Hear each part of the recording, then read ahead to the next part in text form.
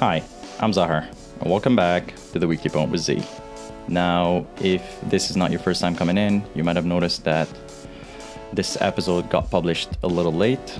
Apologies for that. It's been a busy week, and this episode is a bit on the longer side of things, so it needed some time for prep, and it needed some time for filming.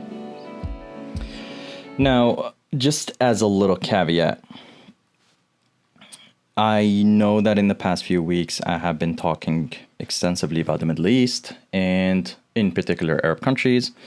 And now I'm conscious of the fact that I did promise to talk about different topics from different regions of the world, and that I have been mainly focusing so far on the Middle East and the situation in the Middle East and what it led to in terms of the current state of affairs in that particular region of the world. And I know that I have been focusing exclusively on Arab countries, which will not be the case moving forward. It's just that in the case of the Middle East, it's a very complex region of the world, if not the most complex. And there's a lot of things at play, which I believe you could only understand or build a perspective on if you've explored the history of the region and then different topics related to that and to the formation of modern states in the Middle East, which should be done in a chronological order.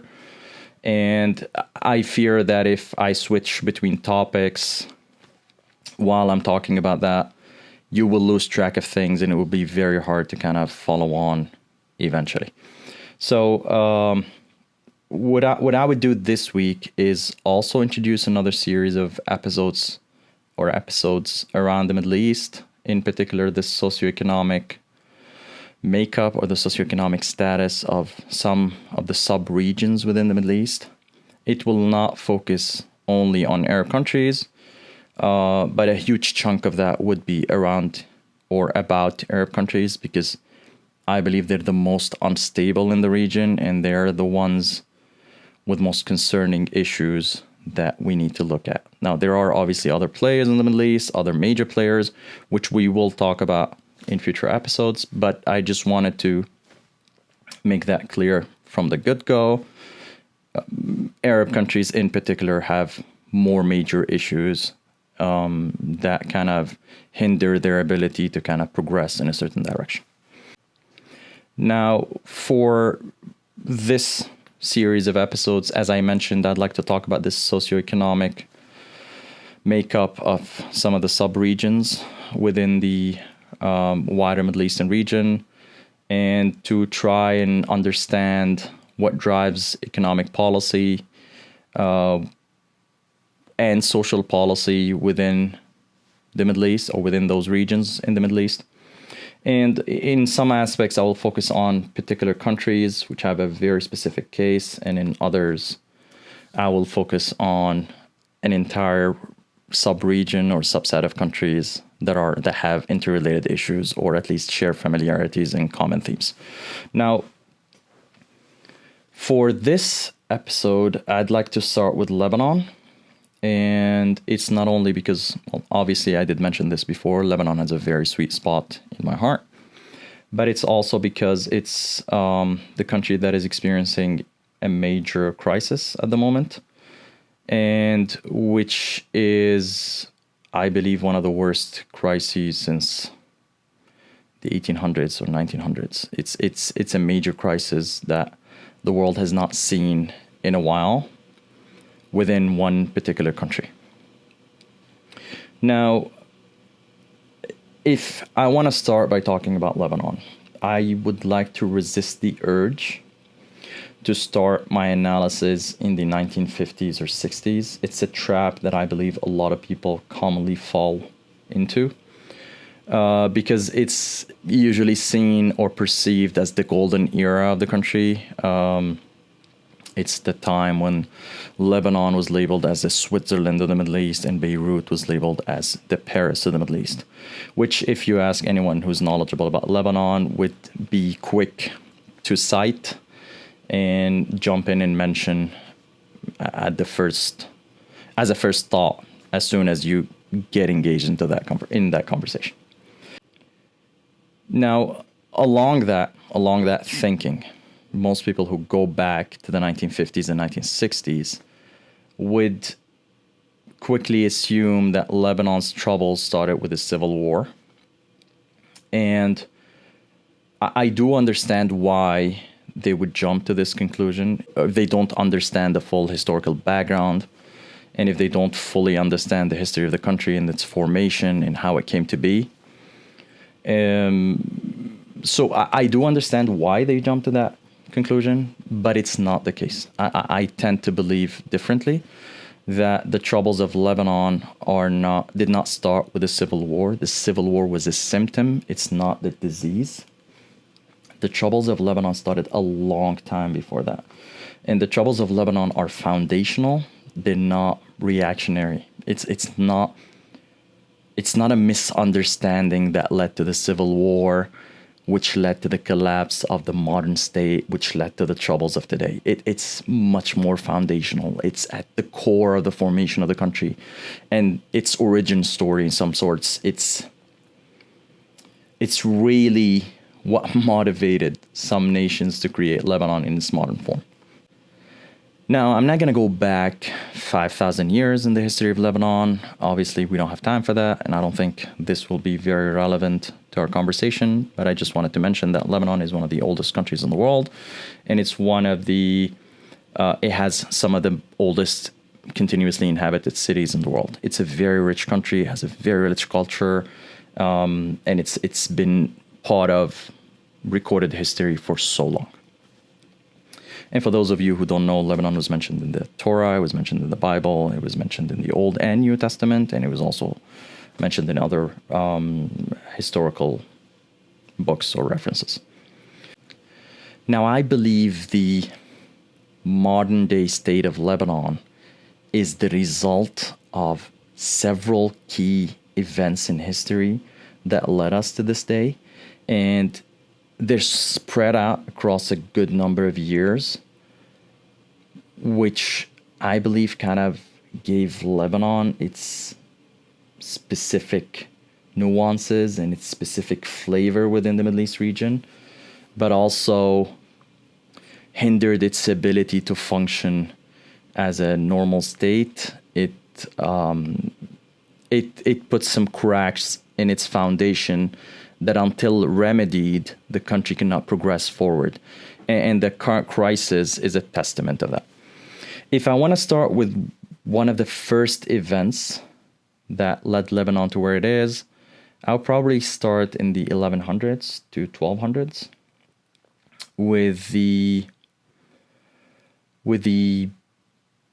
offshoot of the Druze religion out of the Ismaili Shia Muslim sect towards the end of the Fatimid Empire in Northern Africa. And if you don't know what the Fatimid Empire is, it's an Islamic empire that conquered the north of Africa, that also managed to conquer parts of Italy, southern Italy to be specific, in Sicily and around that area. So it was a dominant force in the Mediterranean, particularly in the northern coast of North Africa and in the southern part of Europe. It was a Shia-dominated empire, which is particularly intriguing because most of the Muslim world is Sunni-dominated. But just to provide you with a little bit of context, it established a capital in Cairo in Egypt, and it's there that the Druze sect or Druze religion it was initiated and was formulated and developed as an offshoot of Ismaili Shiism, which dominated the Fatimid Empire at the time. Now, the Druze as a sect are a minority sect. Some consider them Muslims, some don't. I don't believe Druze consider themselves as Muslims. But again, you hear different stories from different people, particularly in the Druze community. there are varying points of view. But anyway, regardless of that, there was this new Druze religion that was being developed in the Fatimid Empire, and then the Fatimid Empire collapsed, and the Druze moved to different geographies to kind of escape the new order of things, which was led by other Muslim empires, predominantly Sunni, which were not very friendly, let's say, towards the Druze. And the Druze moved across the region, and they moved to the area of modern-day Lebanon. There are some in Palestine and Israel, some in Jordan, and some in Syria. And the Druze moved to areas where the geography made it a lot easier for them to hide, because they were targeted in different parts of the empires that they resided in, and they were persecuted by different communities within the wider nations that they lived in. Now, you would ask yourself, why am I starting with the Druze? How is that important? And I will get to that in a minute. So please be patient with me, because there's a certain timeline that I'd like to walk you through before we get to the beefy stuff and the issues around Lebanon. Now, the Druze moved to modern-day Lebanon, Mount Lebanon to be specific, the area around the center of the country. Mount Lebanon, for those of you who don't know, is a very geographically distinct region, whereby the mountainous terrain makes it very hard for any occupiers or any dominating force to fully dominate the region. If you want to put it into context and draw parallels, you could think of Yemen today. It has a very difficult geography where it becomes very hard to conquer it or even fully control it. The same case is with Lebanon, especially the area around Mount Lebanon. It's a very mountainous country with a very difficult geography. So the Druze moved there, and a lot of other minorities moved to the region of modern-day Lebanon because of that specific geography. It was very hard for any occupying power or any ruling power to persecute them if they hid in the mountains, because it was geographically hard to move armies there in numbers to persecute those communities. So they found refuge in Mount Lebanon, they found protection there, and they built their communities there. Now, these communities were not disrupted for a large number of years. So for a long time, they lived in prosperity and safety. They built communities, they built cities, they built towns. It was going well for the Druze minority. And then one of the most prominent feudal families of the Druze communities in the mountain, the Shihab family or the Shihab dynasty, decided to convert to Christianity. And to be specific, they decided to convert to an Eastern Catholic denomination of Christianity, the Maronite Church, which is an Eastern Catholic church. So it's part of the Catholic dominion, if we want to call it that. But it's also Eastern leaning, and they have very particular rituals that are specific to Eastern churches. What they did is they converted to Christianity, and they started bringing in a lot of Maronites, fellow Maronites from Syria. Now, the majority of Maronite Christians resided in Syria at the time, in wider Syria, so outside of the borders of modern-day Lebanon. And they had communities there, and they were somewhat persecuted there as well. So they started moving into Mount Lebanon upon the invitation of the Shihab family. Now, what the Shihab family did is take away a lot of the privileges of the Druze feudal families and give them to Christian communities that started flocking into the mountain. That created a lot of tension, because you have your traditional Druze families that have resided there for hundreds of years, and then you have the new influx of Christian communities from modern-day Syria into Mount Lebanon, and they started controlling the scene, so to speak. And that led to an armed conflict. So there was a huge upheaval in Mount Lebanon, which quickly spilled into Damascus itself in modern-day Syria. And there was this back and forth infighting. And there were a lot of unfortunate events back then. There were a lot of massacres. But it seemed for a period of time that the Druze are winning. They were killing, unfortunately, a lot of Christians, and it was a full-on scale war between the two factions. And then France took notice of that, and it was back, I think it was the Second French Empire.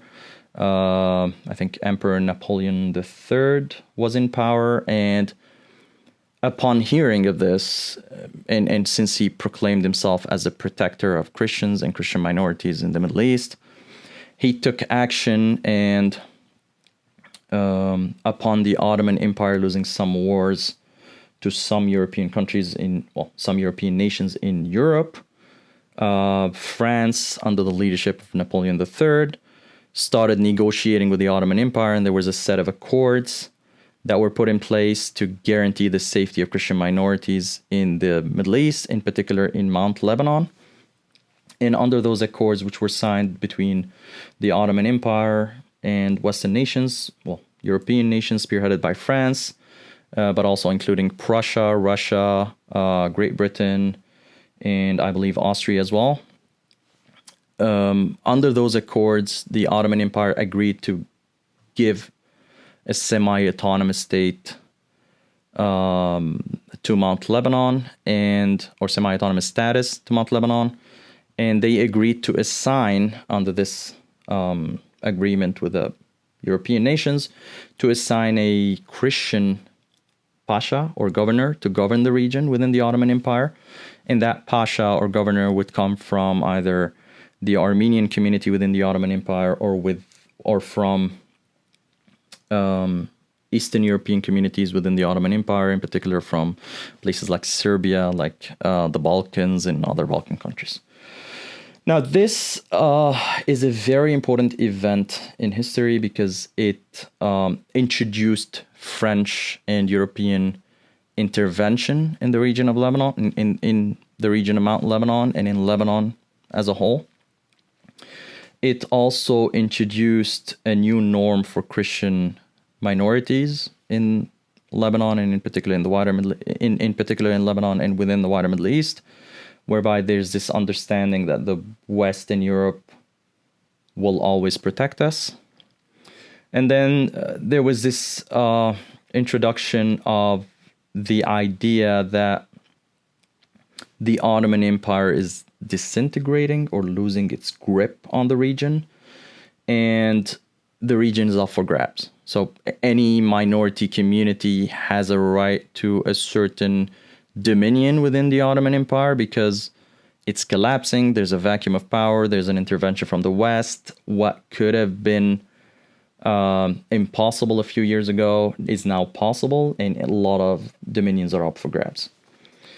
Now, fast forward a few years, we move into the 30s and 40s, and we got the establishment of modern-day Lebanon. Lebanon got established by France. It didn't exist as a standalone nation back then. It was part of Greater Syria, and the French decided to give Lebanon its independence. Now, this decision is not as straightforward as people would assume it is. What the French decided to give independence to was actually Mount Lebanon and not Lebanon as a whole. But what they realized, based on their experience from prior years, that Mount Lebanon has a very vulnerable position because geographically it doesn't have a lot of fertile land for farming. It has woods, mostly woods, dense woods, and there's not a lot of fertile land where the population of Mount Lebanon could raise farms or cattle to feed themselves. And this is a very particular important point which the Ottoman Empire was conscious of and decided to take advantage of on several occasions. In particular, 2 occasions where they caused a mass famine in Mount Lebanon by holding off supplies to the mountain. So the French were conscious of that. They were aware of it, and they were worried that this would happen again. So what they decided to do is add some territories to the north, which were Sunni majority ruled territories, but also had a sizable Christian Orthodox minority, and they decided to add territories to the south, which were mostly dominated by Shia majority, but also included a significant Sunni minority and Greek Orthodox minority. So what they did is they added these two regions to Mount Lebanon, and they called it Grand Lebanon, and they founded the modern state of Lebanon. Now, what the French did at that point, and this is another key area or key event, this is another key event in history, is they decided to establish a country, and they decided to grant most of the power to the Christian majority at the time, and the Christians had a tiny majority at the time, so I think it was split between 55% and 55% Christian, 45% Muslim, or so on. And that slight majority guaranteed that the Christians would rule the country. And what the French did is they institutionalized that by giving a ceremonial key to the Maronite Church, the patriarch of the Maronite Church in Lebanon, as a symbolic gesture to kind of make sure that this is understood by all of the communities, that we're establishing this country, but we're going to give it to the Christian church, and it will be dominated by Christian communities. Now, the thing with that is it created this illusion, and I'm sorry to call it an illusion, but it created this illusion in the mind of many Lebanese Christians that the country is theirs.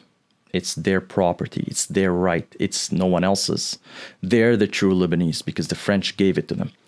Now, the problem with that is that the country was not French to begin with. It's the French giving something they don't own to someone who doesn't fully deserve it. It's as a Lebanese Christian, you're just as equal to a Lebanese Muslim or a Lebanese Druze or a Lebanese something else or a Lebanese atheist. It removed this whole nationalistic understanding of citizenship in its modern format, and it stripped it away from all other groups that are not Christians and put the focus on Christian communities as the true and only true Lebanese who deserve full citizenship within the country, which is not the right way to build a nation that is multi-ethnic and multi-religious, or actually composed of multi-ethnic and multi-religious communities. And this persists to this day. So if you have any conversation with any Lebanese Christian, or actually most Lebanese Christians, the first thing that would come to mind is the glory of Lebanon was given to him. That's a sentence you would hear a lot. The glory of Lebanon was given by the French to the patriarch. And this created a precedent in the region that I believe is unhealthy and so distorted from reality that we're feeling its repercussions to this day.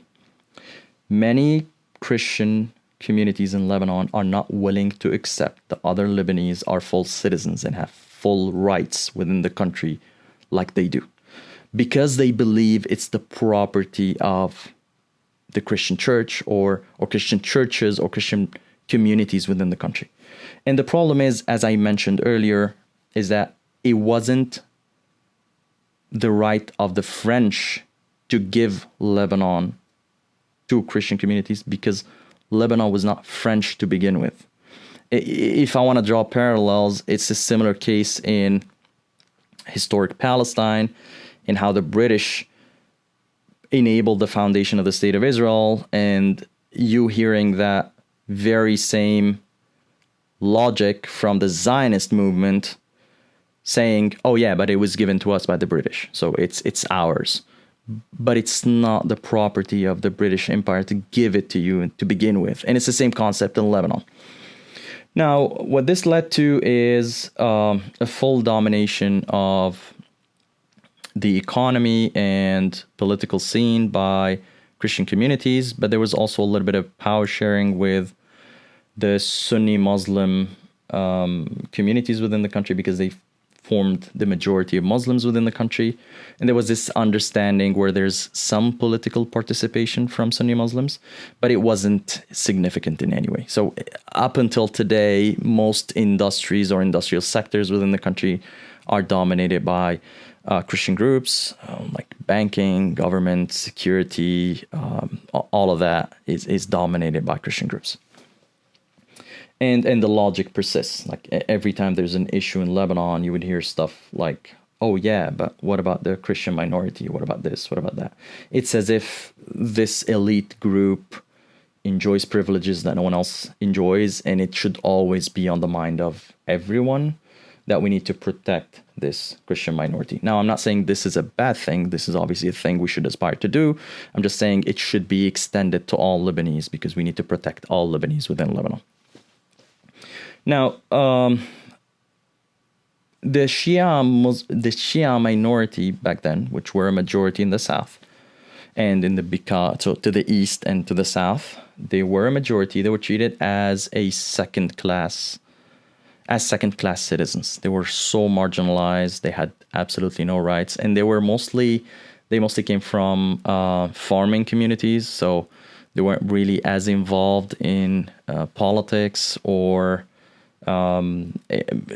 any major industrial and economic sectors.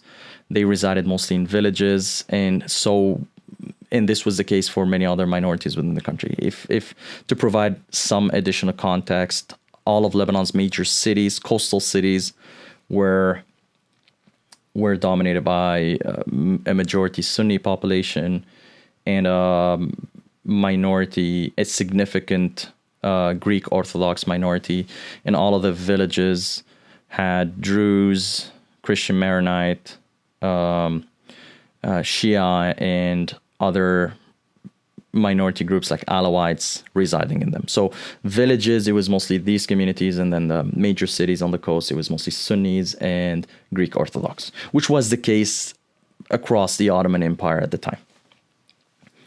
Now, fast forward a few years, we get to the 60s, 50s and 60s, and then early 70s, where you got the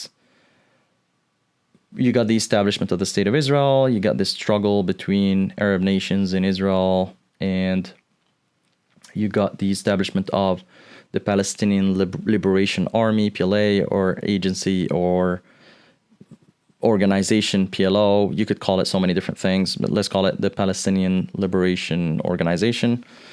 And there was this fateful decision by Arab countries and the Arab League to host the PLO in Lebanon and enable the PLO. So the PLO moved to Lebanon as a base, as a key front base to kind of take that fight to Israel. And there was this enablement by Arab nations where they gave them a free hand and supplied them with a lot of weapons and a lot of resources and so on and so forth. Now, I don't want to go into the politics of that. That's a very particular issue that I would like to talk about in other episodes, because it's a very important issue that I believe deserves a number of episodes by itself. But anyway, you got the PLA that was propped up, and the PLA became such a major player on the scene that it was for a while the most dominant force in the country. And this didn't play well with the Christian communities at the time because they dominated civil life. But in terms of actual power on the ground, Palestinian militias were much more powerful, and it wasn't really a good setup for the Lebanese. And this is another key event in this whole timeline, because it introduced two ideas. One is Christian nationalism, which became the template for Lebanese nationalism. And the second one was an unfaithful decision by Muslim communities in the country to distance themselves from this new Lebanese nationalist identity. So, To begin with, just to recap, to begin with, for Christians, to be Lebanese meant to be Christian Lebanese. Anything else beyond that is not fully Lebanese. But then the tables turned, and with the PLO coming in, there was this emerging idea within the Christian communities of the country that there's the Lebanese and then there are the Palestinians or the foreigners. But the Muslims didn't jump on that bus or on that wagon. What they did is they neglected the idea and they passed out on a historical opportunity to kind of meet in the middle with Christian communities. And you got that split whereby you got one faction defending the integrity and sovereignty of the country, mainly the Christian faction, and you got the Muslim faction, which is prioritizing a pan-Arab cause that goes beyond the borders of Lebanon. Fast forward a few years, there were a lot of tensions between the Palestinians and Christian factions in the country, and then there was the civil war, and there were a lot of atrocities, and there were so many massacres on both sides. It was horrific. It was atrocious. It was frightening. Like, it was a total decay of moral values on both sides. There were so many atrocities that were committed, and there were so many alliances that shifted, and there were so many collaborations with different countries from outside the borders of Lebanon. It became such a complex conflict that there were so many factions and they're all fighting each other. It was such a chaotic time for Lebanon. Now, what happened next is there was a decision, another fateful decision by the Arab League. And if you've noticed anything from this conversation, the Arab League didn't make the best decisions at the time. Well, they still don't make the best decisions. But particularly in the case of Lebanon, they were disastrous for the country. What the Arab League decided on is to get a peacekeeping force composed of different Arab armies to go into Lebanon to kind of mediate this conflict between the different factions and kind of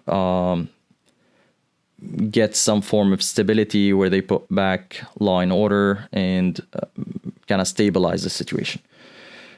Syria jumped on that gun immediately and mentioned that Lebanon is historically a part of Greater Syria and that most of that force would be composed of Syrian military forces and eventually became exclusively composed of Syrian military forces. Now, when the Syrians entered Lebanon, they saw a great opportunity to kind of recapture or reclaim Lebanon and integrate it within wider Syria or within modern day Syria, because wider Syria doesn't exist anymore. And I think it was during the reign of the late president Hafez al-Assad, and he wanted to get Lebanon back into the fold and reintegrate it with the country. And he saw a golden opportunity to do that. And they played a massively manipulative, I would say, vicious game in Lebanon, whereby they align themselves to different factions that are fighting among themselves, and they kept supplying weapons to both parties and playing both parties at different times, and it was a divide and conquer kind of arrangement, but with a twist, and they played that game very masterfully, and eventually, when the dust settled, the PLO moved out of Lebanon. It was kicked out. The Christian factions were controlled to some extent, and then the Syrian army became the dominating force in Lebanon. Fast forward to the end of the Civil War, around the end of the 80s, beginning of the 90s, you got a new character being introduced, and you got the coming of Prime Minister Rafiq Hariri, the late Prime Minister who was assassinated a few years ago. Now, Rafiq Hariri is, at the time, was an ambiguous figure that no one knew about. He was backed by Saudi. All that people knew is that he came with the backing of the Saudi royal family, but that was pretty much it. Now, for those who don't know, Saudi brokered the peace in Lebanon at the end of the war. There was a Taif Accords. Taif is a city in Saudi, on the western coast of Saudi, or in the western region of Saudi. And Saudi was a key player in brokering that peace. So what they did is, under the Taif Accords, they introduced a new system whereby power is shared between different religious groups. And this was a temporary arrangement that was meant to kind of stabilize the situation in Lebanon in order to allow for reconstruction and reestablishment of a modern state, and then the transition to a fully secular state or system at some point, which never happened to this day. But anyway, the Saudis brokered that peace, and they introduced the character of Rafiq Hariri in Lebanon. Now, no one knew about him. There was an agreement between Saudi and Syria that he would rule as prime minister, and that he would try to stabilize the situation there. Now, we enter the Rafiq Hariri era in time, where there was a lot of stability, a lot of prosperity. It was an era marked by reconstruction. It was an era marked by the rebuilding of the country. And what the late prime minister did is prioritize several ambitious initiatives that led to a great era of prosperity for the country. What he did is he stabilized the banking sector. He reconstructed a lot of the destroyed infrastructure. He introduced new infrastructure. He rebuilt the electricity network, the phone network, the water network. So all of the utilities that were destroyed during the war, he reestablished those. And I remember very, very well back in that period that most houses in the country did not have a telephone service. And I remember when that got reestablished or repaired or rebuilt, that it was such a wonderful event that everyone got back their phone service. Like, it was this bad.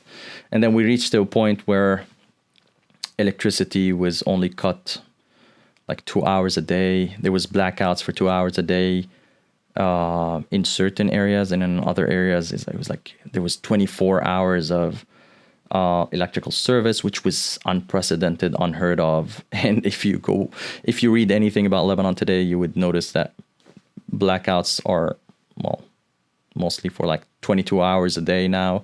So it's a recurrent issue. And back then there was this level of prosperity where most of these issues were getting resolved. There was a resemblance of a modern state. And there were these very ambitious projects, and there was this confidence in the state, in the rebuilding process, in the economy. You got a lot of Lebanese families returning from abroad, emigrating back to the country, returning from the diaspora. And it was a wonderful few years of prosperity.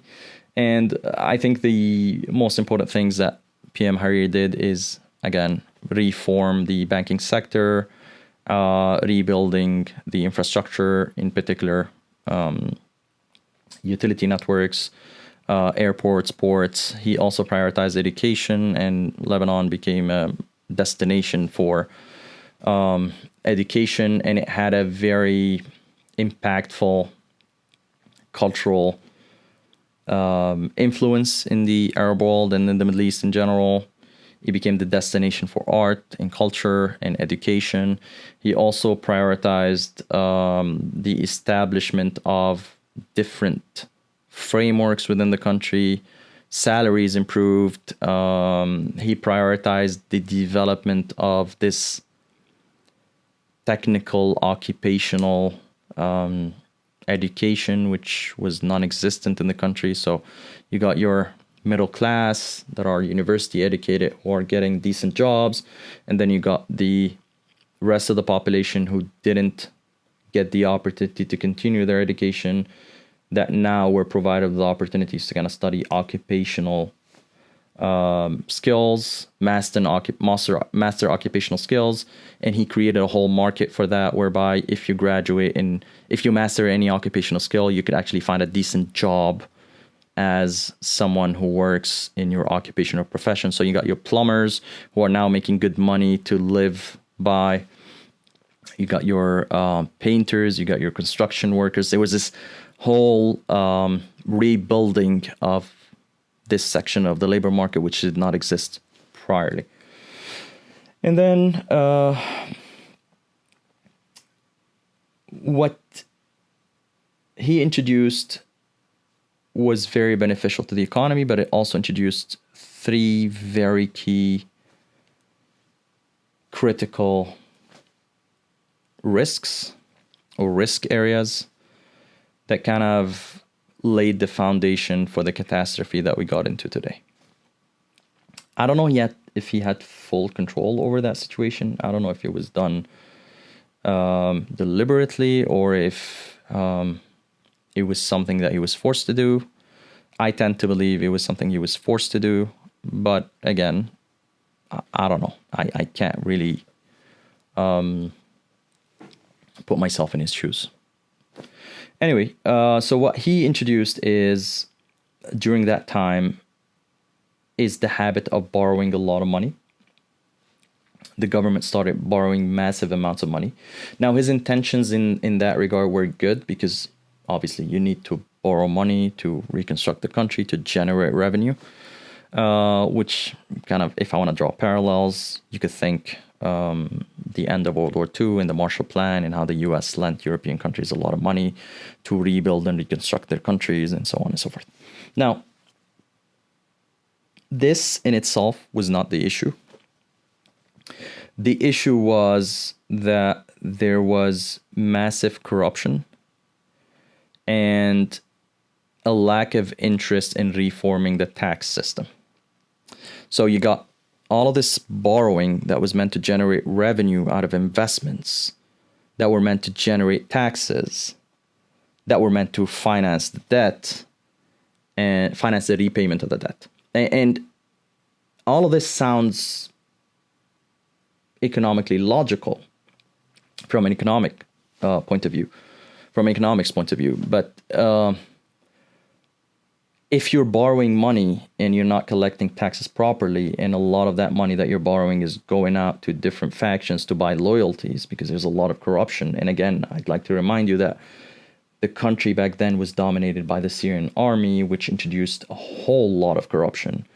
And most of the money that was stolen was actually being used to finance the Syrian regime in Syria. But anyway, when you borrow all of that money, and all of that money either, much of that money either dissipates through corruption or does not generate, or the revenue that it generates is not being collected properly in taxes, what you have is a leak in the cycle, which is catastrophic. The second point is most of the borrowing, a lot of people assume that all of this borrowing is foreign debt, but it's not the case. Much of it is internal debt. So what it did is it created an insatiable appetite within the internal banking system in the country to lend the government money. And many of the banks jumped on this opportunity because they were making massive amounts of money. So they kept lending the government. And this was very risky. It kind of stretched the banking system thin, very thin, because, and this goes to the third point, the country became much more dependent on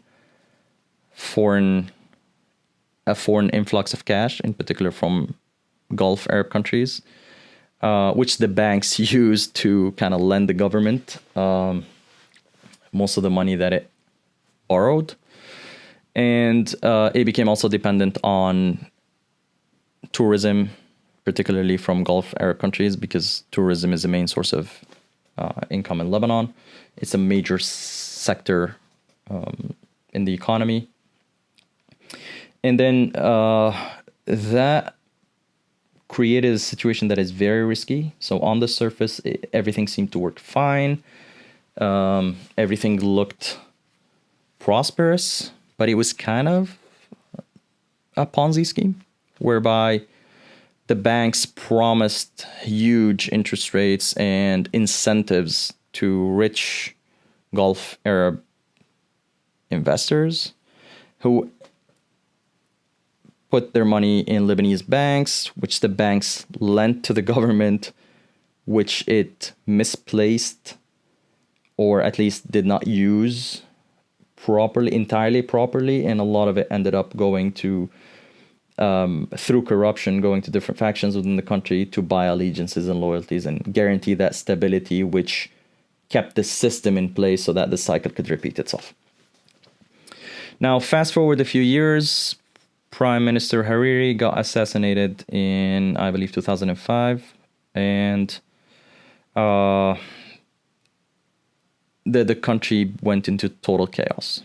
You got an abrupt end or disruption to this whole era of prosperity, and then there was massive pressure internally. There was a huge upheaval and massive pressure on the Syrian army to leave the country, so the Syrian army left, and there was a power vacuum for a while, which many communities within the country jumped on took advantage of and jumped on the opportunity to kind of guarantee their seat at the table. The important part is,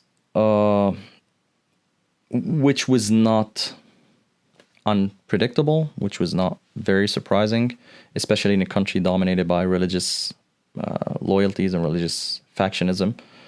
They all jumped on that opportunity to kind of guarantee their place at the table.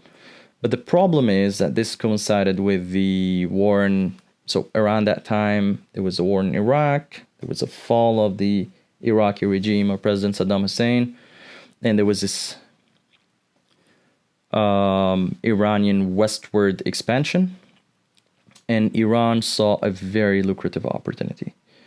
What it did is it propped up Hezbollah, which became the most dominant force in the country. And Hezbollah was powerful back when Prime Minister Hariri was in power, but it wasn't as powerful. It was one of several players on the scene, but it was contained. There was this containment of Hezbollah. And now that Prime Minister Hariri is assassinated, and you got this Iranian expansionism to the West, now that President Saddam Hussein is gone, it created the perfect situation for Hezbollah to expand its capabilities and increase its capacity and its chokehold on the country. And now you got Hezbollah playing those different parties to kind of undermine the authority of the government and guarantee its full control as a paramilitary group. And then we got to a situation where we have unprecedented levels of corruption. We got a free hand for Hezbollah in anything that turns in its sphere of influence. And we got this massive mismanagement because I don't know how to put this in a politically correct way. I don't think Hezbollah as a religious movement is as qualified or as equipped to run a modern economy. It's not particularly a group made out of renowned scientists or very well educated people. It's mainly a group ran by religious affiliation, and it focuses mainly on religion, and it doesn't concern itself with modern socioeconomic policies. And all of those that kind of got into power through the backing of Hezbollah are not qualified either, and they're all concerned with their power, with their the privileges that they could gain for themselves and their religious factions by extension, or religious communities by extension. And you got a situation where decisions were fully motivated by the interests of those politicians that worked in tandem with Hezbollah, and that were allied to Hezbollah, and that provided coverage to Hezbollah, and that were prioritizing their particular interests and the interests of their religious groups or the religious groups that they belong to. So I hope this provides you with a good idea about what's happening in Lebanon. I know this episode was a little on the longer side, but there was a lot of ground to cover and a lot of interrelated events happening across a long timeline, and I didn't want to interrupt this. I look forward to seeing you in the next set of episodes.